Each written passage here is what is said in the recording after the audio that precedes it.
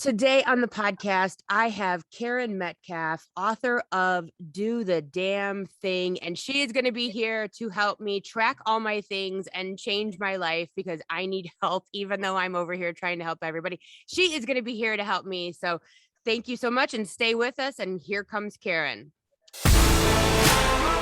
Hello, everyone. This is Meredyth with a Y, and I am your host, Meredyth Willett. Today, we are going to go deep, changing lives, and I am giving you the keys to the castle.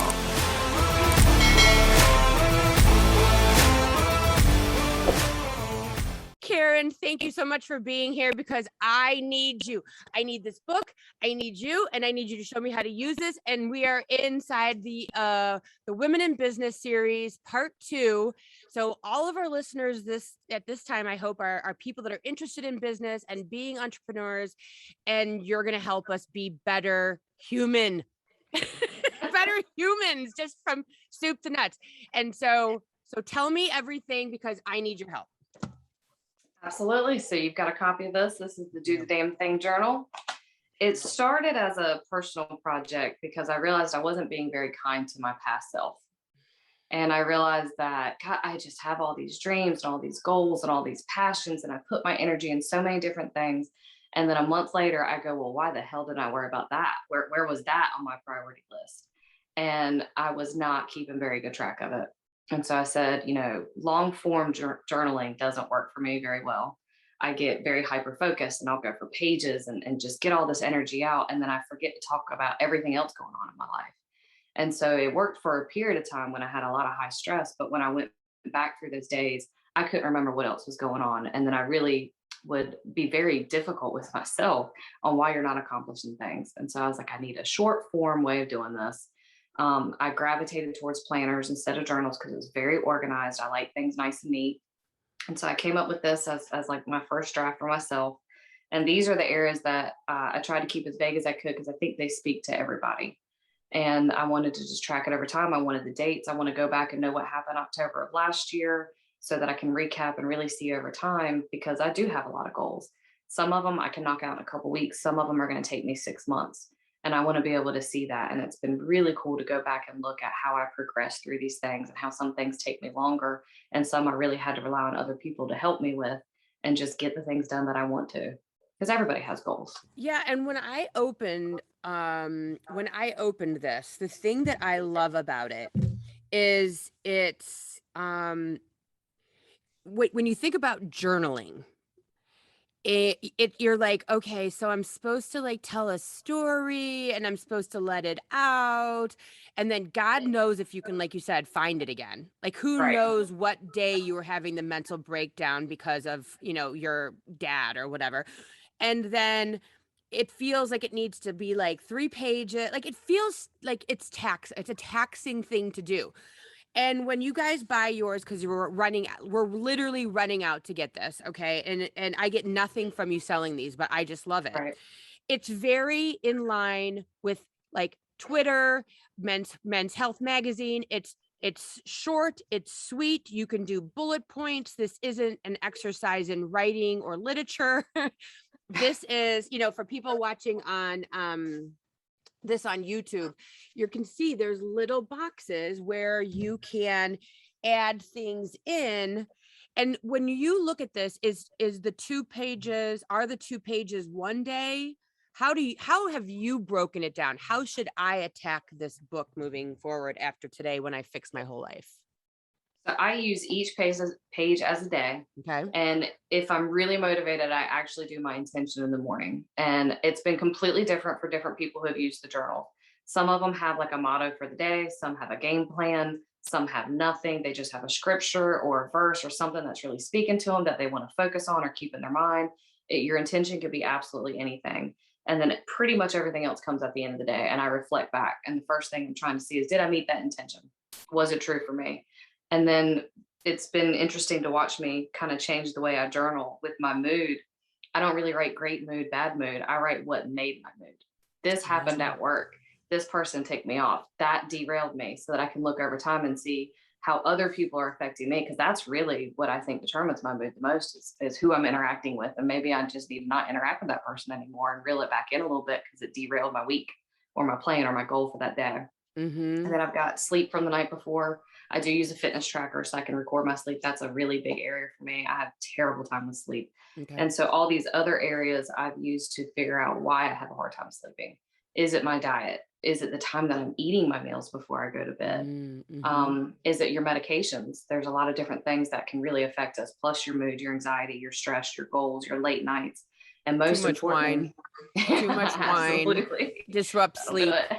That'll do it. That'll wake you up at 1 a.m. and then 3 a.m. when you have to pee and your liver turns on, right? And all that good stuff. Yeah. I mean, but people ignore it. I They just do. slept bad last night. No, you didn't. You drank 2 gallons of wine, or you took, you had a cup of coffee at Starbucks because you wanted it at 4, Right. or you ate a 32-pound steak right before you went to bed and your body was busy digesting it all night. Like, Right.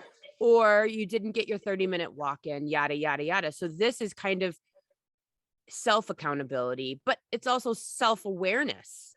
Right. I mean, to be honest with you, you're sitting here talking about this and I just love it so much because but it's so true. We let the day take us away Absolutely. and then we're victim to it. And then we complain about it, or then we're not happy about it. And then we don't do anything about it. And then we do it again the next day. And Right. then we wonder why we're not, keeping our end of the bargain of our diet, our exercise plan, our mental health, our business ideas that we want to, be a good employee or a good entrepreneur or whatever. And we kind of become victim to the world. Right. And this kind of switches all that, which some people may or may not like, and makes you an active participant to all of the things that are happening within your life, professional, personal, emotional, spiritual, physical. Right. And saying, hey, I mean, I tell my husband, I love him more than the earth. But he's 50 now. And sometimes, not all the time, he will go have ice cream while we're watching TV at night. And it makes my arms fall off because I know that like a quarter cup of ice cream is like, I don't know, 750 billion calories. Not that I don't eat shit or drink wine, but, and I remember someone telling me if you eat 1 cookie a day, you'll gain like 10 pounds in a year. So I always look at that 1 cup of ice cream and I'm just like, oh my God, he's going to gain 7,000 pounds. And then he's like, I never eat. Okay, so this has all of that's a lie.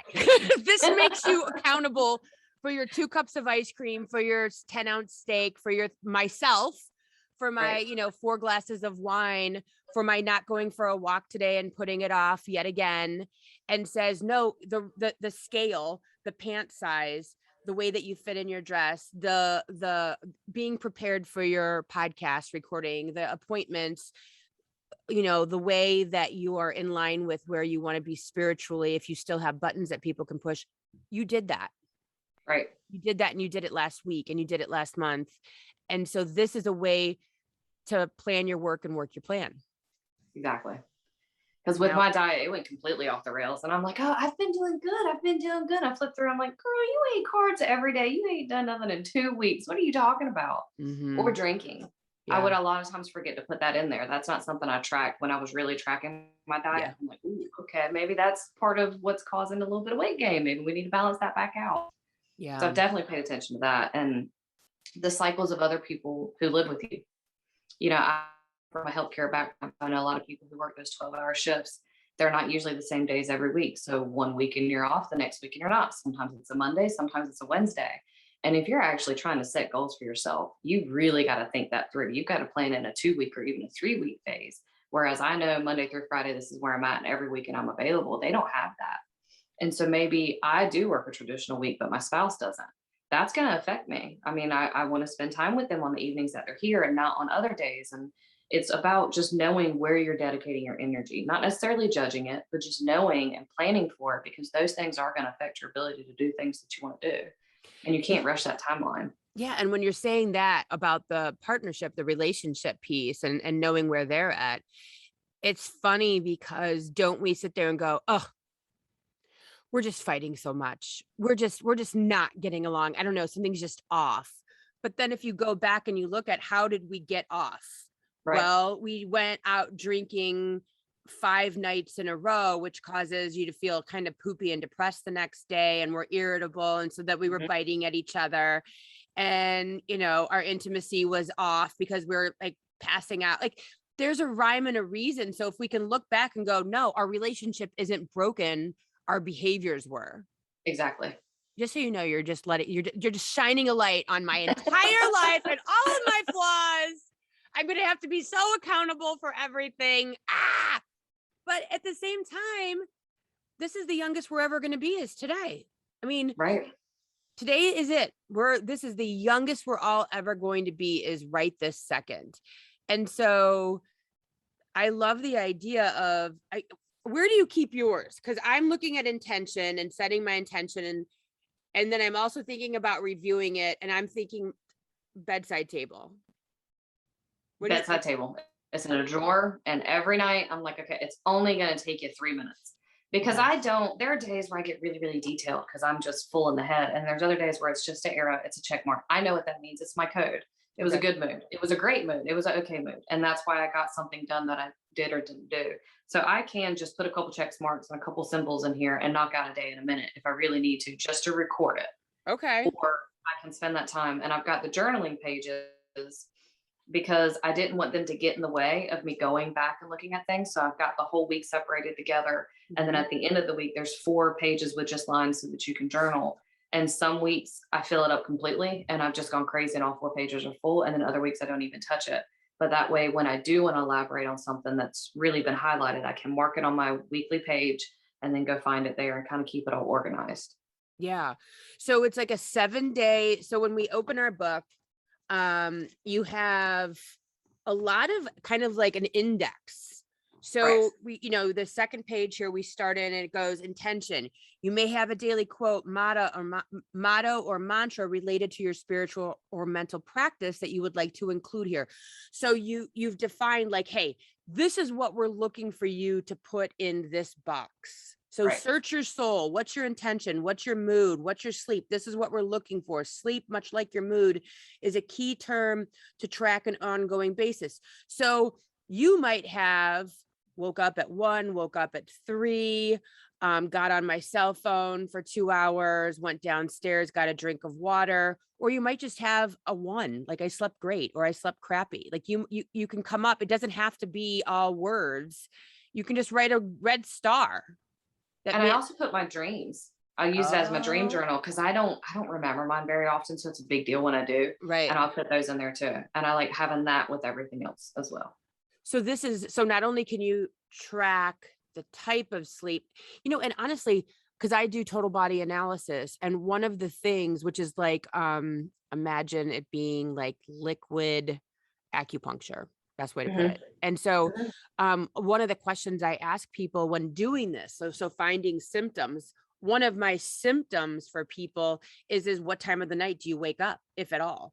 Right. Because that is a symptom tracker for me to see what's going on in your body. So for you to be able to go back and say, well, God, I've been waking up for 2 weeks at 1, I could go, okay, what's going on with the liver? Or I wake up at 5. Okay, so are you going potty when you wake up at 5? Because that's when the large intestine turns on. So what's going on that you're either holding on to or that you're not having good digestion issues? So it's actually like a really great determiner for how your health is and what's going on inside of your body. But then sidebar, you also just implemented tracking your dreams, which is also very interesting because I forgot 2 years ago, grandma came and visited me in a dream. And when was that? So now we have document of that as well, which is brilliant. You could just see so many patterns over time. It doesn't feel like it the day you're writing it down. You're like, these things, okay, like I'm going to do it. And then after a month, we're like, oh, okay, I see how this waved, how this cycled, just how it all connected when it just doesn't feel like it in the moment. And I'm really bad at that. I really need to go back and see the data. And so that's why at the end of every week, you've got a weekly one, and then I have a monthly recap. So that as you go really long term over 6 months, you can really see it because you have to summarize how did it go this month and really put that stuff down for yourself. I just feel like this, it's funny because it's a journal, it's paper, but I feel as if it's not just making me accountable, but it's also, I feel, slowing it all down.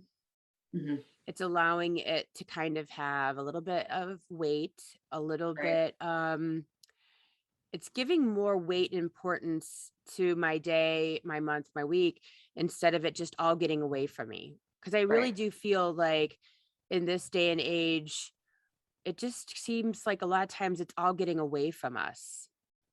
We're not scheduling in, and granted it's COVID, so we all have to give ourselves a 2-year pass.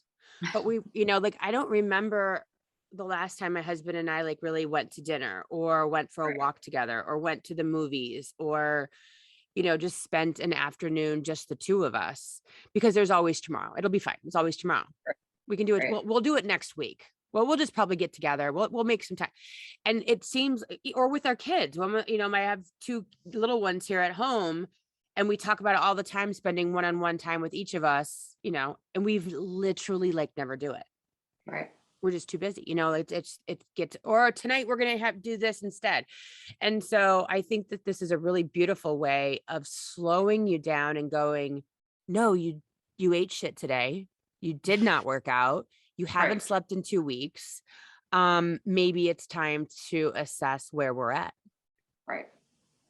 And so when you started tracking all the things, what was the big thing that you noticed changed versus the way I live my life? Most of my listeners probably are doing too. What did you see kind of the adjustments that played out in front of you? I think one of the most interesting was my spiritual practice. It's not something that's always on the front burner for me. It's one of those things where you get a little nugget and you have a little epiphany, and then I can't just put that unlimited energy into that. I got to go to work, I got to eat, got to do all these other things. And so it sits back there in the back of my mind, and I've been able to watch that because that's one of my long term things. I can watch that over months and see an evolution of an idea, especially when I go reflect back on the journaling pages. And that's been really nice because sometimes you just feel like, I don't know where I've been for 6 months, or I feel lost in this thing. And you can say, oh, I had ideas, like I had thoughts.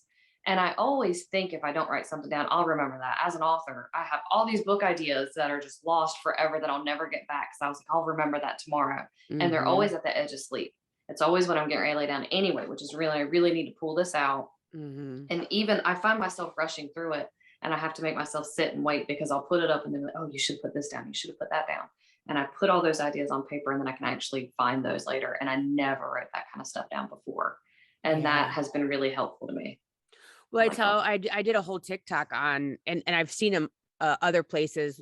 It was a TikTok about Prince said, it was either Prince or Michael Jackson said to his bandmate, we got to get up and record this song. right. And they're like, it's 2 o'clock in the morning. We'll just do it in the morning. And he's like, no, because Michael Jackson's going to do it before I do, because he understood downloads. He understood that we are get downloads from source. We get downloads from our higher self. And like I said in my TikTok, right, 10,000 people today are getting a download of how to cure cancer. It's just if someone's going to actually act on it. Someone's getting a download on the next book, the next blockbuster movie, the next whatever. And so like what you're saying is right before I'm going to sleep, I'm getting this download for a book idea. That's from higher self. Yep. That's the good ones, and I do the same thing as you. I'm like, oh, that's so good. I'll definitely remember that tomorrow. And I will search my brain the whole next day. What was it? What was it? And I can't think of, and it might be something as, little as the next TikTok I want to do, or, Right. The next top 5, or the next blog series, a podcast series, or the question that I want to ask. And those thoughts, those real thick thoughts from source, from higher self, we need to strike while that iron is hot. And so this gives you a place to put those. And I have found so many things hidden in my journal already that I was like, okay, if I write it down, I won't forget. Already forgot. Look back. Oh man, that was a good one. I'm so glad I wrote that down. And that I've got so many ideas now. It's really, I mean, that's how the journal came to be. Yeah. Was me really writing down, like, I think this will be useful. I think people would like it.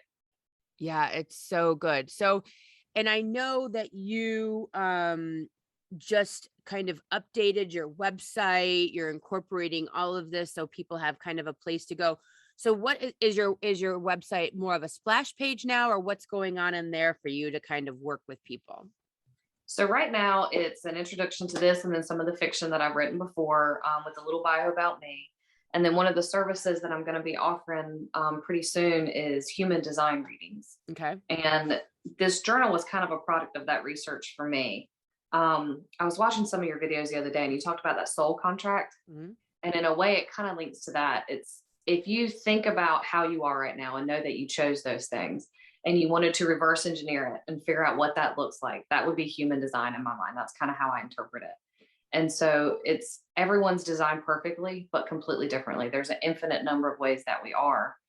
And we get so much messaging that says you need to be about this. You need to work 40 hours a week. You need to think about this. You need to be afraid of this. Like we just get that stuff all the time. And we're not meant to all think the same about things. And so I tried to leave this journal vague for that reason, because people are built completely different ways. And I think it's really interesting to look at the human design chart as it relates to business. I was really thinking about that in preparation for the podcast. And one of the things I love about human design is it's human design. It's not person. It's not just you. You know where you light up and where you project your energy. And other people have a completely different setup. And you intuitively know that. And you go to those people. When you need advice, you have a person you call. Everybody does. We all, like, oh, I'll call so and so for this, so and so for this. They're lit up in those areas. And we know that and we rely on them. And so when it comes to business, knowing what your partner or your coworkers or your team, what their strengths are and what they're made to do, I think can really help a business blossom, because we tend to not know what our purpose is and not how to find it.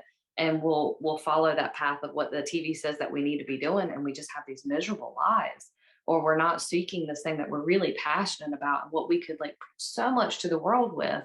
And that's why I really love the idea of human design. And so I've been comparing my charts with friends and family, and it gives me the exact, that's why I go to you for that thing. And that's why you go to me. Like now I know how I do bring value into your life, Yeah. and where I rely on you. I just think it's really awesome. So I saw somebody had a TikTok on it, and I think I went and filled out you go to the website. So do you have your own website based on that? Are you a practitioner? How does the human design business work for this? Explain So this I to me. use the websites because it's super complicated science, and the charts look really crazy. If anybody's ever looked at theirs, it's this really wonky looking little chart. And it was actually TikTok where I came across it for the first time. And so that software is free and anybody can pull their own chart.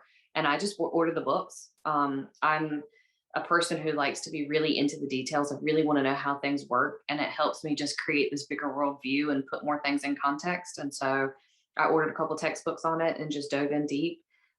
People who are super interested, you can get certain certifications. They're pretty costly though, I will say that. Really? Okay. But there's a lot of people who offer the service of offering that reading. So all you have to send them is a couple data points about yourself, and then they can just kind of tell you, hey, this is where you generate energy and this is where you're open. And both are really valuable for completely different reasons. It's just knowing which one you are. Okay, so let's say I want you to do this for me. Right. Because I'm looking at, like, let's say, so I'm doing my do the damn thing journal. I'm seeing that maybe I'm spinning my tires in one place. I'm feeling depleted at the end of the day. I like helping people, but there's also like I'm feeling some things that are a little off. And so I go to your website. Tell me what I do first if I want to know about this human design thing? So the first thing you do is once, like right now, I just have my email address up there. I haven't finished developing the like book of service with me, but once you make contact, the next thing we would do is get the information from you and make that chart, and then set up probably like an hour and a half to a 2 hour consultation. That's about how long it's taken me. And the most interesting thing is we end up going on tangents about where your family aligns with you more than we actually talk about the one person. And so Mm-hmm. it would just be a 2 hour session of that. And then you get notes from that that says, this is what you were designed to do. This is what's really valuable to you. This is some of what makes you really unique. These are the things that you think about the most, that you're meant to think about the most.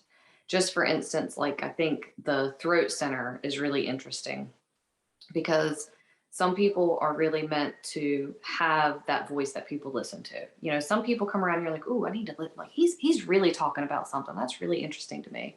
And then there's other people who just talk to hear themselves talk.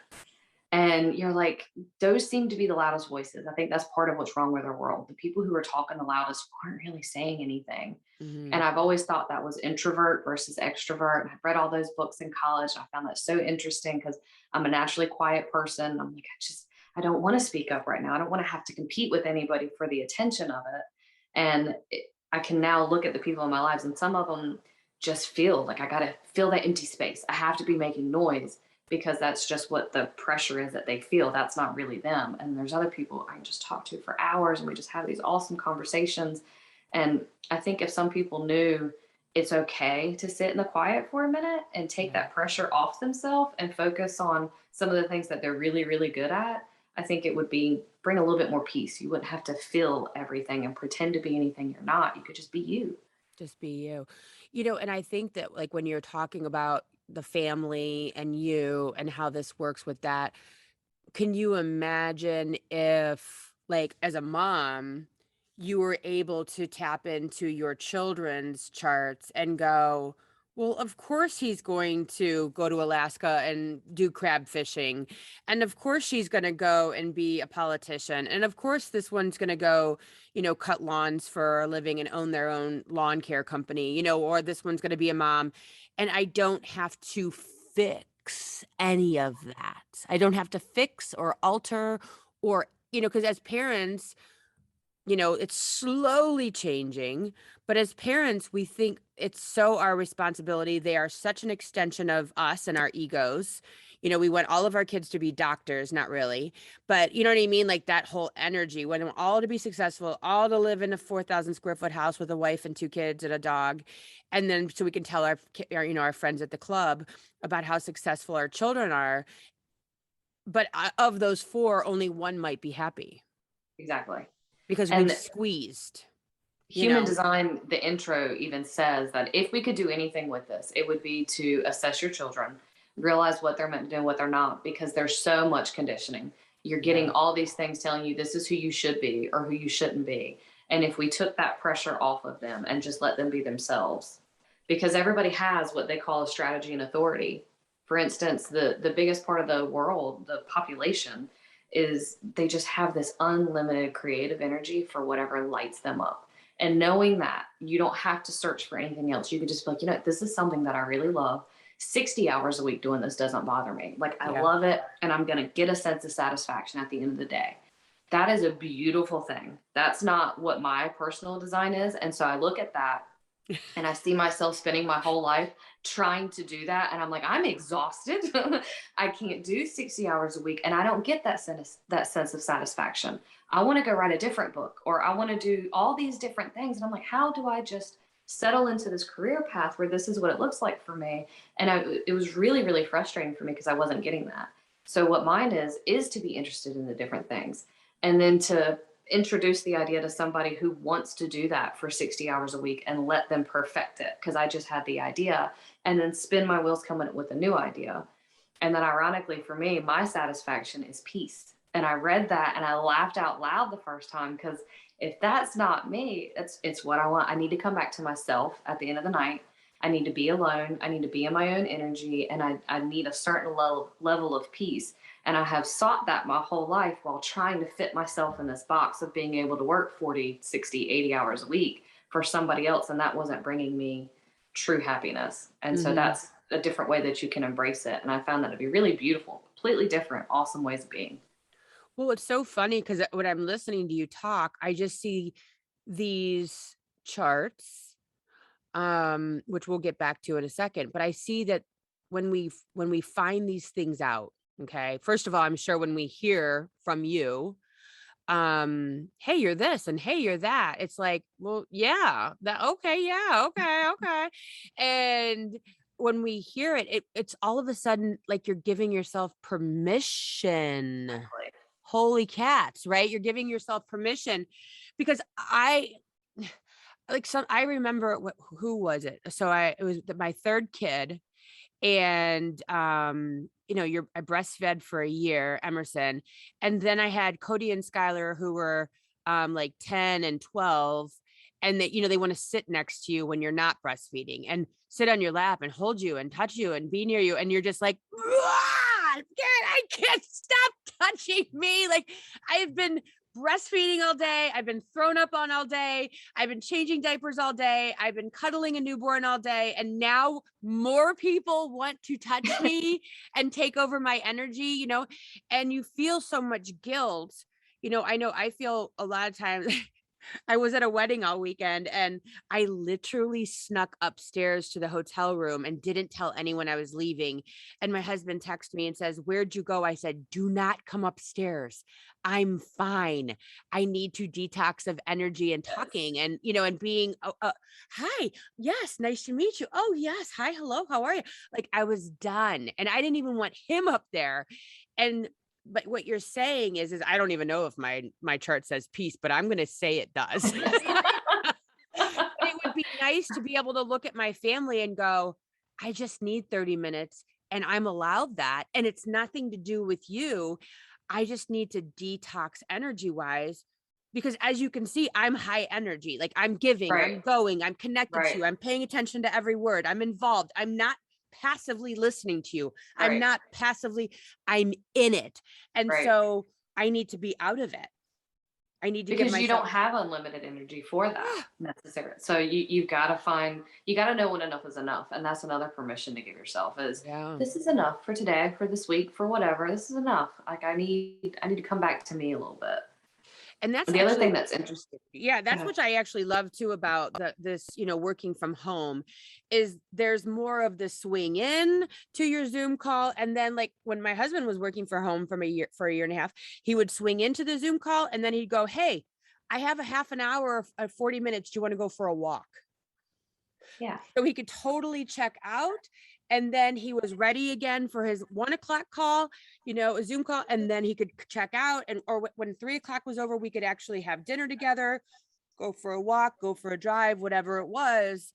And so there was more. And I think that that's what this last year and a half has taught us, is that we can't commute an hour to work, sit there, you know, constantly on emails, constantly people coming to your door in your office, constantly doing, you know, calls or meetings, and then an hour commute home in traffic, bumper to bumper, God forbid. And then you walk in the house and it's like, come on, time to eat. Come on, time to go to basketball practice. Come on. Now it's time to put the kids to bed and give everybody a bath. And holy shit, there's literally no time to recharge. My husband always says, I wish I had a bed in my office so I could take a 20-minute nap at 2:00, because there's no time to recharge. Someone's always waiting to knock on that door. You know? And it, like, when we've looked at, like, with my current job, we had the opportunity to allow some working from home and it was split. Half of them were like, yes, I want to work in the office all the time. And I'm thinking, what? No, I do not. The other half is like, no, let me be home. And I'm sitting here thinking, like, why is it that way? And some of it is maybe it's close quarters at home. And the whole idea with human design is that, you know, you're in other people's energy fields. So if you're stuck with your spouse, you might love them to death, but you might have a 3-hour max on that guy. And so what are you going to do for the other 5 hours? Right. You can't get away. Whereas maybe they had more room in a private office, and others maybe feel really isolated in their own energy or disconnected, because there's different parts of human design where some people have like defined parts of themselves, but you need someone else to connect them. And so maybe going to work is the only time they kind of feel whole. They really need to be in other people's energy centers. Yeah. And so they feel fulfilled and like a more complete person. Whereas I would rather be in that little bubble by myself. And I find that really interesting too. And I think the more, I mean, I saw on TikTok as well, because clearly that's where we get all of our information. Exactly. But they're really bright people on there. There's really amazing folks that are sharing on TikTok. But there was this one gal who was talking about, and I'm sure there's more, about how they're starting to really pay attention, food, exercise, work, everything to a woman's menstrual cycle, and Right. how we have adapted and changed to work on men's cycle, which is the 24-hour cycle, the 24-hour cycle of a man. Whereas a woman's cycle is literally 28 days. We literally need to look at the full 28-day cycle and not treat a woman in a 24-hour period when she is literally living on a monthly cycle of 12 months. And when we start to tap into that and honor that, you're going to get a totally different human. You're going to get totally different production. I know for myself, I was most in tune, most inspired, most psychic, like 10 days out from my period moving forward. That 10-day before my period, I mean, it was like downloads and inspiration and ideas. And it's just like, and so I think when we start to hone into these concepts, which you wish, like, where's Oprah when we need to talk about this stuff, right? Right. We need Oprah Winfrey to put this out so that more people are hearing about these things, because we really don't have an outlet like that anymore. We really don't have a, hey, take vitamin C Right. person anymore. It's all choppy. We need another Oprah. I'm putting my hat in the ring. I nominate you. I nominate me. But truly to bring these types of concepts to the masses, where we say, hey, do your company a favor, get your employees, not only get them a physical checkup, not only get them, making sure their blood work's done, but let's see what their code is, to see what they're good at, to see what maybe they're good at from 5 a.m. to 3 p.m. Exactly. Like my son, he just got a new job and he's now working 11 to 8. I would die. I would be dead. I cannot just lay around all morning and then be like, if I'm not done with my life at 4 o'clock, I'm like panicking. Right. And so the idea of working till 8, you've lost me, you know? Yeah. But if we could tap into that and go, hey, these folks are great at 7 a.m. These folks are great at 3. Have them. Why are we shutting down at 5 o'clock? Maybe they don't care. Maybe they don't want to, they don't have a family to go home and eat dinner with, or maybe they don't want to. And so if we start honoring the fact that people are different. Hey, we're not all men, and we don't all like to work the same hours and maybe some people like to work weekends. Right. Some people do. And those people just got really lucky because people will pay more for that and they just get to take advantage of a situation, or nights. Some people, I'd probably be better. Like 11 to 7 was actually a really good shift for me. I am a night owl, not going to sleep anyway. So as long as my house is quiet during the daytime, that works for me. Yeah. But I put menstrual cycle and lunar cycle in this journal. And I know that I got a lot of raised eyebrows for that. People are like, okay, Looney. But just to speak to your point, they make a lot of sense. And some people's cycle aligns with the moon cycle and some people's don't. And so mine doesn't. And so that's 2 completely different energy signals that I'm getting. One is like, you need to rest. Your body's going through the thing right now. Yeah. And yet the moon's like, hey, go get some stuff done. And here I am in the middle, like, I don't want to do any of this. Yeah. I think it's really interesting to have all of that written down and follow that too. Cause like you said, now, you know, 10 days before, that's what I need to plan for doing some things. And you know exactly when that's going to be. Yeah. I mean, all of it is just, and I get so many people that'll message me on TikTok or even with clients. They're like, I feel so stuck, or I just am not motivated. I feel like I'm not moving forward. And I'm like, dude, you got to honor that. Right. So that's the one thing that I definitely have learned over the years, is to honor that there's a time to read, where we're ordering 10 books from Amazon, right? Like my husband's like, what's happening? And I'm ordering all these books from Amazon. And then there's a time when I like, don't even want to look at a book and I'm just all appointments. And then there's times it's crickets. I'm like, where are all my clients? What's going on? Like, why am I doing nothing? And I know that that's the universe. Like, no, it's time to go have fun. It's time to rest. It's time to lay on the couch and be a slug. It's time to get back to working out or whatever. And we need to honor that. We think that every day is supposed to look and feel the same. And corporate America, corporate life has taught us that we need to, I mean, especially, in Asian countries, like work, long hours, like to the point of complete and utter exhaustion. And at the end of the day, what are you doing? Like, I dropped my husband off at the train station this morning, and he was talking about his job, and I'm like, I couldn't do it. Like there's no way I could work with all those people. There's no way I could have that many cooks in the kitchen and argue with people. Are you kidding me? I'm like, I love him because he does it and it affords us a lovely life. And I get to sit here Right. with you and talk on podcasts and not, and God is good. But at the same time, I would rather live in a 2-bedroom apartment and have very, very, very little and live very meagerly, but he's okay with it. He's like, Right. I'm not complaining. I'm like, oh no, it sounds like hell to me. Like that sounds like the worst life ever. But he thrives in it. You know what I mean? Right. So he'd probably be bored doing what I do, but we don't we want everyone to be just like us. We don't Right. understand anybody that's not like us, that doesn't think like us, that doesn't do it our way. And I talk about this on TikTok all the time, is we need to stop trying to convince everyone to be just like us. And it's hard to get out of your own headspace. Like, I laughed about it with my husband because it was a really slow epiphany for me. It took me a minute to get that one, but I find myself giving people advice that's your traditional, like, well, just pull yourself up by your bootstraps and go do it. And he's like, yeah, okay. And I'm like, no, this is exactly how I did it. And I did this, and this, and it all just worked out. And he's like, that's wonderful, but that's not how it works for everybody. And at first I'm like, sure does. You just got to put some effort into it. Well, that was just ridiculous. So I start with human design. I'm like, it is completely different for everybody. Not everybody is built that way. And if we keep shoving ourselves in a box that we don't fit in, we're never going to get what we want. So it really is just realizing that we really are all different, which is such a stupid thing to have to announce as if it's a new idea, but it's like nobody knows. We really are completely different.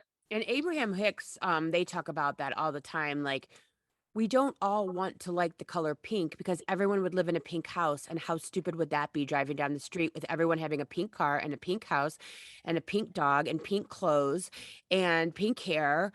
It would be just, I mean, just even talking about it makes me hate pink all of a sudden. But, Right. the thing of it is we do think that if we just beat you up enough, if we just give you enough of the facts, if we just show you how well my way works and how wrong you are. I mean, this goes back to politics and, all, Exactly. then the world will be a better place if we could just all get on the same page. And first of all, that's never going to happen. So we need to stop. I'm literally the only thing I do on TikTok is go through it to delete comments and block people Yeah. from my page because I will not argue with anyone. And I can tell in a second if someone's like commenting like, this doesn't seem right. Okay, you can stay. But if it's like, you're the devil, I'm Right. like, block. We are living on different planets. Right. You are in your doctrine. You are in your thought process. And I don't care. Have fun with that. But I'm not going to have you try to change me. We don't need to live on the same planet. And that's No. okay. Right. I think if we kind of stopped making everyone wrong and a criminal and this, that, and the other, everyone could relax. I mean, people are crazy. Like I will not argue with anyone on social media. I used to Yeah. be on Facebook doing all of that, and I tell people, stop arguing with people on social media. No one gives a shit. Right. Yeah. No one. They're just looking for a fight, if anything. Like it's such a waste of energy. And TikTok is just the most interesting social media thing I've ever come across. I joke that it's like my spirit animal because just that algorithm is just so smart, and it has its different sides, and at least it keeps everybody in the different sides, but it also exposes you to new stuff. So yeah, I just love it. I found you there, or you found me. I Exactly. don't even remember. Exactly. I found you. You found me there, and I was like, wait, what? Let's talk about this. And honestly, I find a lot of my guests coming up over the next few months because people are sharing their stories.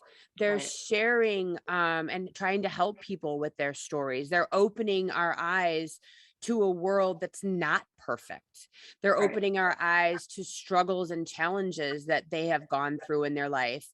There's this one gal, I don't know if she's in your vortex of TikTok, but she comes on and she looks like really kind of different, and she doesn't have any teeth, and she just looks kind of, I don't even know. And then all of a sudden she puts in her teeth and she does her makeup and her hair, and you're like, what just happened? I know who you're talking about. You know who I'm talking about. And but I love her so much to be so vulnerable and go, wow, teeth make that big of a difference. And then she explains how she lost her teeth or why they had to be pulled. And it just, there's just so many things that allow you to, it's like going on a vacation to another country, and that's her country, and you're being made aware of her country. And now I'm aware of your country. And now I'm more in tune with someone else's energy, and I have empathy for you, and I understand you. And now when I see you, someone out that maybe doesn't have teeth, now I go, okay, well, maybe it's X or Y, and who cares anyways? And, Right. and so I think that all of these different exposures of differences is huge. It's very important. It's so important. And I think that exposing ourselves to our children being different by way of the chart, and exposing ourselves to why our husband is maybe different, or our wife is maybe different, and how and why, and to honor the fact that they like to stay up all night and you like to get up early, and they don't hate you because they stayed up late. Right. Because we make it about us, because we're narcissistic egomaniacs that think everything in the world has to do with us. Absolutely. And so so when you do your 2-hour session, to kind of bring it back, you're helping basically the person break down their chart. They have their chart, or they get their chart, but that 2-hour session with you allows them to work through it with you, so you can kind of decode it, so to speak. Yes, it definitely does. Because you'll have your major centers, and then each little thing that comes off that in that chart just gives you a little bit more detail about what that is. And you can actually go a little bit more detailed after that. And if you just sit back and take that whole picture, I really like, it's been interesting to look at the value systems of people, because it's just in a different term of what you're thinking about. Like I said, like that better for all idea, like that doesn't mean the same thing to everybody. Some people believe that this is the best thing for everyone, and others believe this. And so I have someone really close to me who has the exact same channel, and our views could not be more different. And I'm like, now that's funny. It's just like I have a friend who has twins. So obviously their chart's exactly the same. It didn't change in the 2 minutes between when they were born. And so I think at first we were like, oh, how's this going to go? Like, this is the best test for how it works. But when I gave the description, she's like, that is true for both of them, though, because it still gives you room to interpret it your own way. I mean, you still how it live in applies that to belief you. system Yeah. with everything else, where you live, where you are, where you're from. But it's been really interesting. So the chart goes by way of your birthday and time, and is it location too? It's where you were born and what time is the most important. And that's the hardest for people to find, is exactly what time they were born. And I Okay. found, there's a little bit of wiggle room depending on how detailed of a chart you get. You really have to have your minute down, but that's It the should hardest be on part. your birth certificate though, shouldn't it? Apparently not. It's not on mine. And I I know a think it's couple on people in different mine. states, and it wasn't on theirs. So I've had them look in baby books and find t-shirts and stuff when they were babies. That's how a lot of people have found it. It's been Oh, in some that's odd cute. places, but it's worked. And so have you, by the time this comes out, I'm sure you'll have your services all figured out by the time, oh, maybe not. You might be in the next couple weeks. Do you have a price point for that session yet? I haven't got all the details yet, but it'll be Okay. up there by then, I think. Okay. And then what's your, so we can tell everybody what's your website so they can come visit you? It's Karen-Metcalf.com. Okay. And then what about social media handles? And this is all going to be in the show notes too, but I love that you even say it too. So I'll have links to my Facebook author page, because that started with my original fiction book, and then it's got some stuff on this, and it's got some tips of how I've used the journal and some other things like that. And that'll be Okay. where I share this. And then I have an Instagram also. And I've been hosting some yoga challenges lately, where if you participate and tag for 6 days in a row and you do whatever pose it is, you get entered in a drawing for a free journal. And where can everybody go buy this? Where's the easiest place for you to get the most money out of it that they can buy your book? Amazon. Okay, great. And then they're just going to put in Do the Damn Thing or Karen Metcalf, and they'll find your journal there. And it's a beautiful book. I mean, it really is. I love the black. I'm all, that's my game. It feels nice. It's really beautiful. It's easy to use. She doesn't have it's very, very user friendly. And I think that if you're out there, and I know you're listening to me in your car or the train or hiding at work listening to this podcast, I'm going to try to do this. I'm going to put this, as soon as I'm done here, I'm going to go put this next to my nightstand and see if every time I think about doing it, I just slow down. it really, even just thinking about doing it just kind of like grounds me. It balances me. It kind of allows me to set some intentions and be super selfish, a little self-indulgent, Uh-huh. right? And I want to have you back to like talk more about the code, the human code, Human designs. human Yep. design, human design, and get more into that when I do my next spiritual series. But thank you so much for coming on here and talking about your book and about the human design and sharing all of it. I love where we're at here, and I appreciate you walking me through your book. Thank you so much for having me. I really appreciate it. It's been an honor. So fun, and I'll see you on TikTok. All right. Thanks for listening. If you would like to connect on a more personal level, head over to meredythwillits.com or on Instagram at Meredyth with a Y for behind-the-scene footage and outtakes. Please subscribe and come back each week for more Meredyth with a Y. Thanks again for listening. Cheers.